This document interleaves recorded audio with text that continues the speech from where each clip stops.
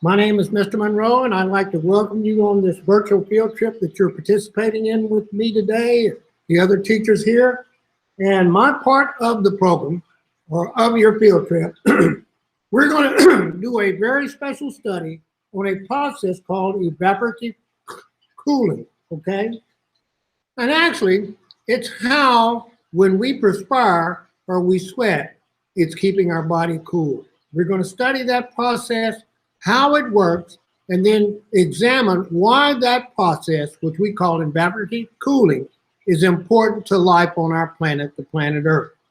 Let's take into consideration, you're playing out in the yard at your house, maybe last year during recess, sometime when it was very warm or very hot, and you began to sweat and perspire. Well, it's time for you to go inside. Once you go inside, you sit down and you're still, and then all of a sudden your body gets cool. Well, guess what that was? That was evaporative cooling. It's how sweat can cool our bodies down when we get close to overheating. And to really get a basic understanding of that process, evaporative cooling, we're going to look at some processes that happen with that wonderful substance that we call water. You know, water is constantly recycled. You guys will learn about the water cycle as you get a little older, but there are certain things that happen to water. First of all, this word right here, evaporation.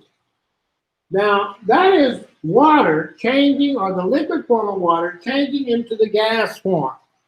Once it's in the gas form, then it's very light and it just goes everywhere. We call the gas form water vapor. And it enters the air and the atmosphere, and then it goes through some other processes. This is the one that we're going to kind of focus on today because the process is called evaporative cooling, okay? Now, we know that water can hold heat. It can hold heat without actually changing how hot or cold the water is. It stores that heat in it. And then once it goes through the process of evaporation, changing into the gas form, guess what? That gas form, that water vapor, takes the heat with it. You know, I've got a little experiment that you can even try, maybe at home or even at school there. But if you had a container, maybe a cup, and this is nothing but water in this beaker, dip your finger in it, raise the finger up, and blow on it. You will feel just a little cooling sensation from the air blowing across your wet finger. And you know what? That's an example of evaporative cooling. Now, the heat that water is storing or is holding on to, it has a different name of heat. It is actually called latent heat. Now, once that heat is stored and absorbed by the water, again, when that water changes into the gas form, it takes the heat with it. If your hand was wet, your arm was wet with sweat, and a little bit of breeze came across that to accelerate or speed the process of evaporation up, it wouldn't be long before your skin would cool down. Evaporative cooling. Now, listen, students. When I was very young, growing up where I grew up in the country, my great-grandmother, we didn't have an air conditioner. And from time to time, I would see my great-grandmother go outside, and we had these two big units that were in the windows at our house. They weren't air conditioners either. They were something that we call water coolers. And I would watch my great-grandmother as she would take the water hose and she'd go behind those big old units. Part of them would be sticking in the window and she'd shoot water into the back of that unit. And one day I was standing there real close watching her, and I could see that in the backside of those units where there was pads and some filter-like material, she was squirting that water from the hose on those filters, soaking them down with water. And then she'd turn the water off and we'd go back inside and she'd turn the fan on, which was inside that unit. Man, that air coming out of that unit was so cool and refreshing. I couldn't figure out how that worked. But guess what? That was evaporative cooling. Because what was happening in there, hey, the water was evaporating. It was taking the heat away from the air that was blowing through there. And guess what? It cooled the air. You know what? Even today, they sell water coolers. You know, I bought one about a year ago, and it was very small. It was a personal unit called Arctic Air, and all it is a water cooler. I have two of those units right here in front of me, and we're going to run a little experiment to see if evaporative cooling is going to occur in one of these. Now, the first one I've hooked up, it doesn't have any water in it. And in a few minutes, I'm going to start it. In a minute or so, I'm going to start it. And I'm going to use a scientific tool that we use to measure how hot or how cold something is. I think you guys probably know what I'm talking about. It is called a thermometer, okay? And we're going to take the temperature of this unit first that doesn't have water flowing through the filters and the pads in the back and see what that temperature. Now, these are made just like the water coolers were made long ago. In the back, there are some pads and filters in here. There's also a fan that's going to pull air through.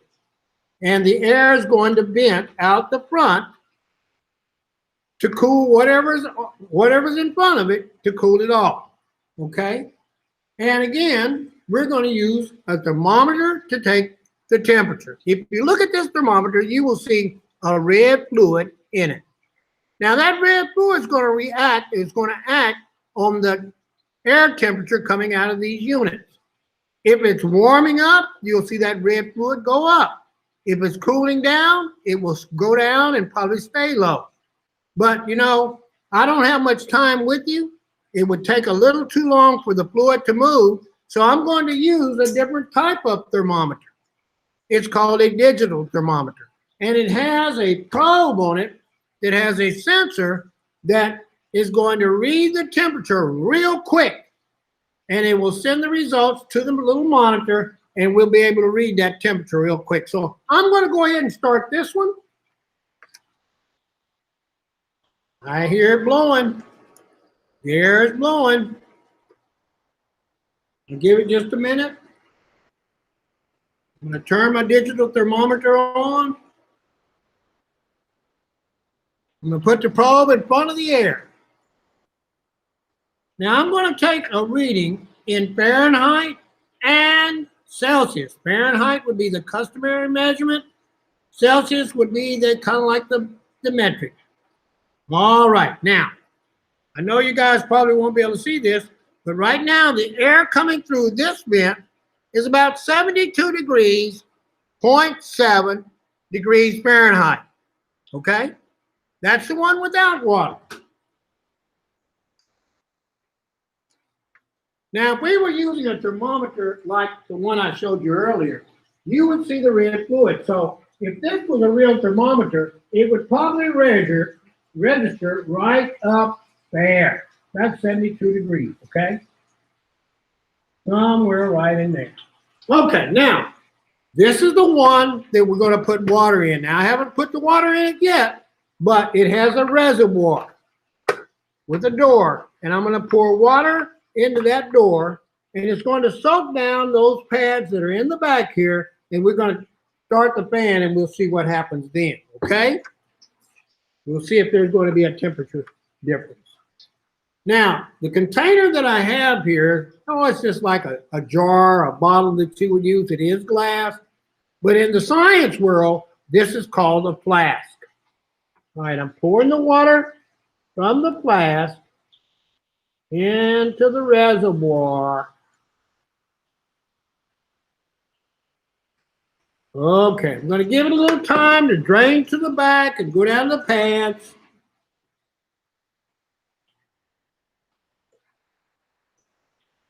Clear that thermometer, and now I'm going to start the fan.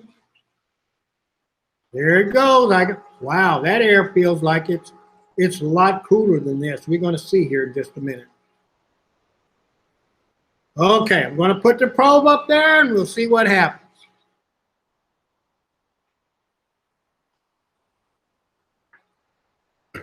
I can see the temperature's dropping already.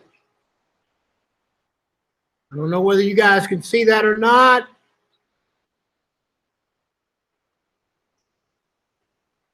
It's down to 66.9 degrees Fahrenheit. Yes, it is dropping. It's 65, 64. It's going on down at 63. So indeed, evaporative cooling is going on with this unit here.